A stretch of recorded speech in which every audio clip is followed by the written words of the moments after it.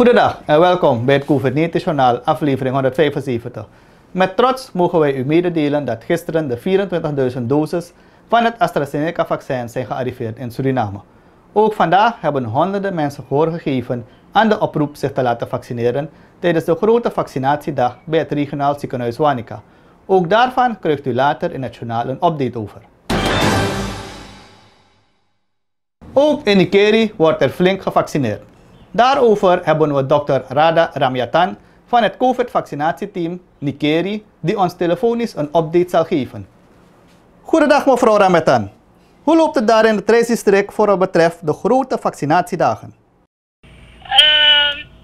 De vaccinatie gaat prima. We hebben gisteren gevaccineerd, maar daar had het ziekenhuis en MMC meer dan niet. Ze hebben een beetje ondersteund. En vandaag zijn de RTD Nikeri de lid. MMC ondersteunt ons ook met een aantal dingen. Natuurlijk het team van Paramaribo in zijn geheel. Die alles ook ondersteunt. Het loopt lekker, het is een mooie druk. Het streven is dat we iedereen in Nikeri vaccineren. Het streven is, we hebben nu in de prioriteringslijst ongeveer 6.000 mensen te vaccineren. En natuurlijk gaan we dit niet halen, dat moet realistisch zijn. Maar het streven is natuurlijk om iedereen gevaccineerd te krijgen. Oké, mevrouw Ramyatan, kunt u ons ook even het kort aangeven hoeveel mensen momenteel gevaccineerd zijn in Nikeri, dus vanaf gisteren tot vandaag? Ik krijg net de cijfers, dus gisteren hebben we 450 gedaan en nu al vandaag 300 hebben we nu al gedaan. Voor nu, tot 12 uur. Nou, blijf oproepen dat alles goed gaat, dat het vaccin heel veilig is en dat er altijd kan. Het kan wel al 19.000 mensen in Suriname zeker al geprikt zijn en alles verloopt goed. En hoe sneller mensen zich vaccineren, hoe beter het voor hen is. Laten we deze kans niet voorbij laten gaan. Het is een unieke kans en zo'n massavaccinatie gaan. Mensen dachten ook in Paramaribo dat het elke week zou gebeuren in KKF. Nee, eenmalig. Maar laten ze gebruik maken van het moment. Maandag is het Pagwa, mevrouw Ramyatan. De minister heeft ook al aangekondigd dat het feest niet groot gevierd mag worden. Misschien kunt u via dit journaal ook een oproep doen aan de Nikeriaanse gemeenschap. Nou, kijk, de COVID-maatregelen blijven van kracht zoals de ministerie het doorgeeft. Bijvoorbeeld, je mag niet in het openbaar alcohol gebruiken. En bij Pagwa is men gewend, gewoonte om alcohol te nuttigen. Dat wordt afgeraden. Pagwa is eigenlijk vanuit het religieuze zin bekeken, is een religieus feest. Het is een nationaal feestdag, dus voor iedereen in Suriname. En je zou je eerlijk moeten beginnen. In essentie komt Pagwa op neer een overwinning van het goede op het kwade. En ook als we goede en kwade belichten, dan is de COVID een kwade, is een kwaad. En wij moeten het kwaad overwinnen. En dat kunnen we onder andere doen. Eén natuurlijk door aan de COVID-maatregelen te houden, maar vooral om zich te vaccineren. En dan kan het, op het moment dat iedereen gevaccineerd is, dan hebben we het kwade overwonnen, dat kwade COVID-virus. U hoorde het allemaal van mevrouw Rada Ramyatan. Zij is van het COVID-vaccinatieteam Nikeri. Laat je vaccineren en laat ook jouw seniore burgers zich vaccineren. Het ministerie van Volksgezondheid wil met deze grote vaccinatie-evenementen het vaccineren toegankelijker maken voor de groepen die nu aan de beurt zijn.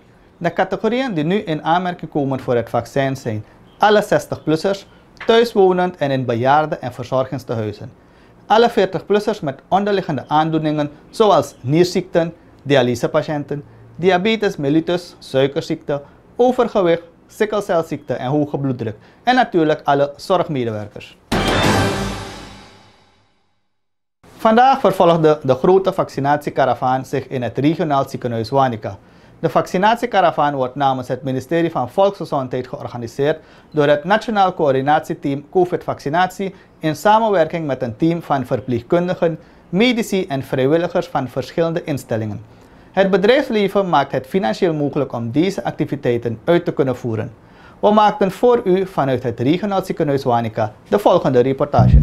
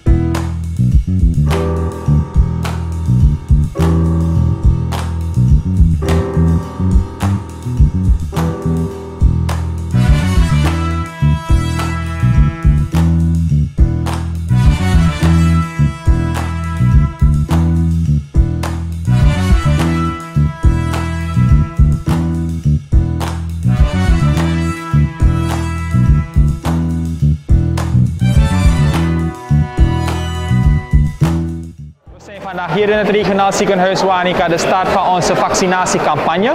Het regionaal ziekenhuis Wanica is al dagelijks bezig met het vaccineren van de mensen die zich aanmelden. De groep die nu gevaccineerd wordt zijn de 40-plussers met comorbiditeiten en de 60-plussers. We hebben voor deze dag gekozen, ook in het weekend, want het is deze groep 60-plussers of mensen met 40-plus met comorbiditeiten die begeleiding nodig hebben. En door de week is het een beetje moeilijk voor hun begeleiders of voor de mensen zelf om dus te komen naar het ziekenhuis en ook de verschillende vaccinatieposten die het ministerie dus ter beschikking heeft gesteld. U ziet het zelf, het is vandaag een heel drukke dag. We hebben het goed in de media gepromoot. Ik moet de media daarvoor bedanken die gratis onze berichten heeft gepromoot. En ook de sponsors die vandaag hebben kunnen bewerkstelligen dat we deze dag kunnen organiseren voor de oudjes, voor de mensen die gevaccineerd moeten worden. En het personeel ook. U ziet zelf hoeveel begeleiders er zijn, personeel van RZW, vrijwilligers, het Surinaamse Rode Kruis, het bedrijfsleven heeft mensen ter beschikking gesteld. En het belooft een hectische, maar ook mooie dag te worden. Ons target vandaag is tussen de 1000 en de 1500. Maar als het nu zo blijft doorgaan, lijken we dat te gaan passeren. En dat is juist een goed teken. We roepen de mensen nog steeds op zich te blijven vaccineren. Het regionaal ziekenhuis Wanica gaat na vandaag ook nog vanaf maandag weer elke dag door met de vaccinatie. En de overige vaccinatieposten in Paramaribo in de verschillende districten. En we geven nog steeds de mensen door om zich aan de regels te houden. De maatregelen zijn verlengd. Dat heeft de regering niet zomaar gedaan. Omdat het goed gaat, moeten we het ook zo blijven houden. En dit is ook een bijdrage dat je dan levert om te gaan naar het nieuwe normaal. Want het oude gaat niet meer terugkomen. Dus we zien dat het storm loopt. We kijken er naar uit en het belooft een mooie dag te worden.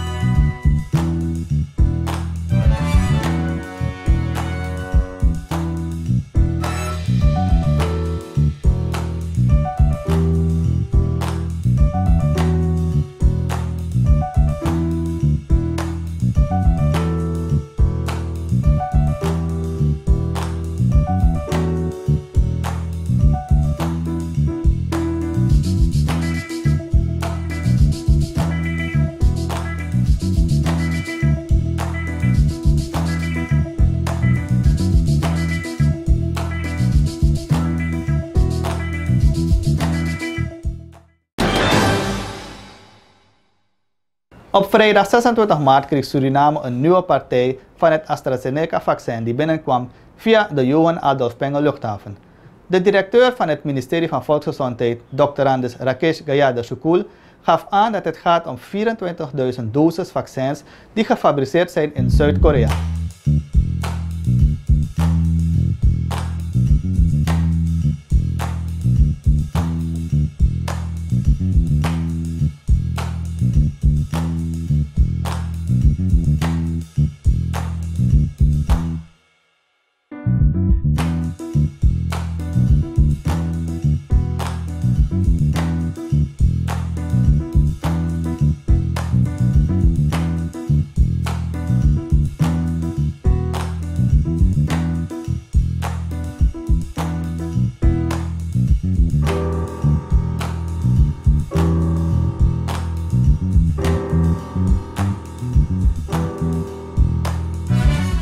We hebben nu vandaag 24.000 doses van AstraZeneca gekregen. Deze zijn gefabriceerd in Zuid-Korea. We gaan ze heel goed gebruiken in onze vaccinatiecampagne. We hopen binnenkort nog meer te ontvangen. En laten we hopen dat onze vaccinatiecampagne slaagt. De mensen die heel makkelijk ernstig ziek kunnen worden, dat zijn de 60-plussers, de mensen met chronische aandoeningen. Tussen 40 en 60 vragen we om zich aan te melden om gevaccineerd te worden. Zo zullen we dan minder nadelige gevolgen ervaren van een eventuele derde golf. Dus mijn oproep is om te blijven houden aan alle preventieve maatregelen. Ga niet feesten, want dat gaat ons de das omdoen. En blijf u houden aan de maatregelen. Komt u, meldt u alle gevoelige mensen aan om te vaccineren. En dan hebben we deze pandemie dan strategisch goed aangevochten, kan je zeggen. Ik reken op uw medewerking. Dank u wel. De onderdirecteur Ritesh Dunput geeft aan dat deze lading is gehaald vanuit de COVAX facility. Voor deze vaccins hebben we zelf betaald met behulp van PAHO en andere actoren. Ja, het is een heel goed gevoel dat we vandaag 24.000 doses AstraZeneca hebben gehad via de COVAX facility. Die hebben wij ook zelf betaald en dus we gaan nu onze mensen vaccineren. 60 plus mensen, komen jullie snel vaccineren, we hebben meer vaccins gehad. De mensen tussen 40 en 60 jaar oud. Als jullie onderliggend lijden hebben, komen jullie ook vaccineren. Twijfel niet. Er is nu volop vaccin, komen jullie vaccineren. UNICEF Communications Consultant Mahogany Nede die geeft aan wat de rol is van UNICEF binnen dit geheel. Oh ja, de rol van UNICEF binnen het geheel. In principe is dit alles vanuit de COVAX Facility een partnerschap. De lead for distribution ligt bij PAHO. Tegelijkertijd ligt het ook bij UNICEF, maar ook met de partners Gavi en CIPI. De reden waarom we dit doen is om de partnerschap aan te tonen dat je het alleen samen kan doen om dit te overwinnen. De communicatierol en de leadershiprol zit vandaar bij UNICEF en distribution zit bij PAHO. Vandaag is een hele speciale dag in principe, omdat we een eerste dosis van 24.000 vaccinatie hebben ontvangen vanuit de COVAX facility. Zoals ik net aangaf, een partnerschap vanuit de Gavi, CIPI, Pan American Health Organization en UNICEF. Waarom deze doses ook erg belangrijk zijn, het geeft ook hoop aan. Hoop voor niet alleen Surinamers, maar gewoon wereldwijd. Ook gewoon hoop dat we allemaal weer terug kunnen gaan naar normaal. Dat onze kinderen weer heel normaal naar school kunnen gaan. En dat we gewoon als Surinamers weer normaal kunnen leven. PAHO WHO-representative Miss Karen Lewis-Bell was ook aanwezig op de Johan Adolf Pengel luchthaven. De COVID-19 vaccins Global Access, oftewel COVAX, ziet erop toe dat het vaccin voor ieder beschikbaar is. PAHO has been working very closely with the government of Suriname through the revolving fund for vaccines for the procurement and deployment of vaccines for many years. And with this delivery of the COVID-19 vaccines, this is just a continuation of the support that we have been providing. PAHO is the agency in this region of the Americas that has the responsibility for the procurement and the delivery of vaccines. So PAHO has worked very closely with the manufacturers to negotiate the best, lowest common price for all the countries that are participating in the COVAX facility. And so PAHO has now helped Suriname to receive their very first shipment of vaccines through the COVAX facility. The COVAX facility ensures the equitable access to the COVID-19 vaccines for all countries that are participating in the facility. This is especially beneficial to countries like Suriname or smaller island states or nations that do not have all the financial resources to have entered into bilateral or direct agreements with the manufacturers. So in this way, the COVAX facility secures adequate doses to at least provide sufficient quantity of vaccines for countries to be able to vaccinate up to 20% of their population by the end of 2021. The COVAX facility also negotiates with multiple manufacturers to ensure that a wide array of vaccine options are available to the countries. And since its inception, PAHO has always fought for equity. We continue to ensure that whatever we do in the interest of public health, that there is equity for all persons. The region of the Americas is hardest hit by COVID-19. And for us to ensure that we are able to fight this pandemic, our region has to vaccinate over 700 million persons. And so PAHO will continue to work assiduously with all the countries to ensure that there is equitable access to vaccines. De derde bezending heeft een historisch elan omdat deze zelf door Suriname is betaald. De eerste en tweede aanvoer zijn door India gedoneerd. Suriname doet volgens de PAHO-WHO-vertegenwoordiger een goede job in het tegengaan van verspreiding van het COVID-19-virus. Suriname, through the Ministry of Health, has been doing a good job of vaccinating the high-risk populations. Suriname initially received a donation of vaccines from the government of India, and this delivery, the first tranche of vaccines through the COVAX facility, is really a historic occasion because these are vaccines that have been paid for by the government of Suriname. And this will facilitate the Ministry of Health to continue to roll out vaccination to those most at risk, those who need the vaccines most, because this will really help to save lives and help to reduce the burden on the healthcare system to ensure that the most vulnerable persons are adequately vaccinated. It will help to save lives, it will help to reduce severe illness, it will help to prevent hospitalization.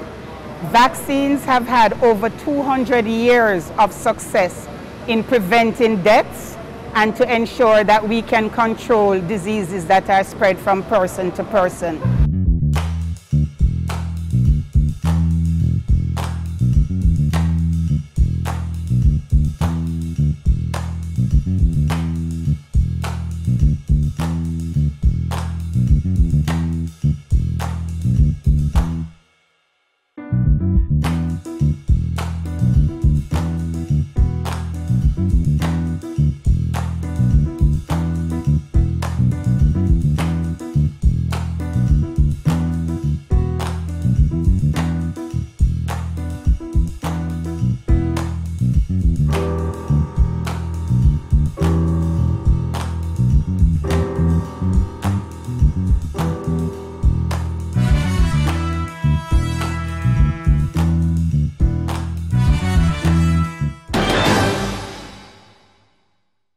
The vaccines represent hope and are the beginning of the end, voegde mevrouw Bell eraan nog aan toe.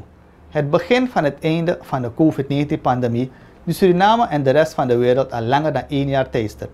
Een nieuw gevoel van hoop en inspiratiebron van het verlangen om weer te kunnen leven in het oude normaal.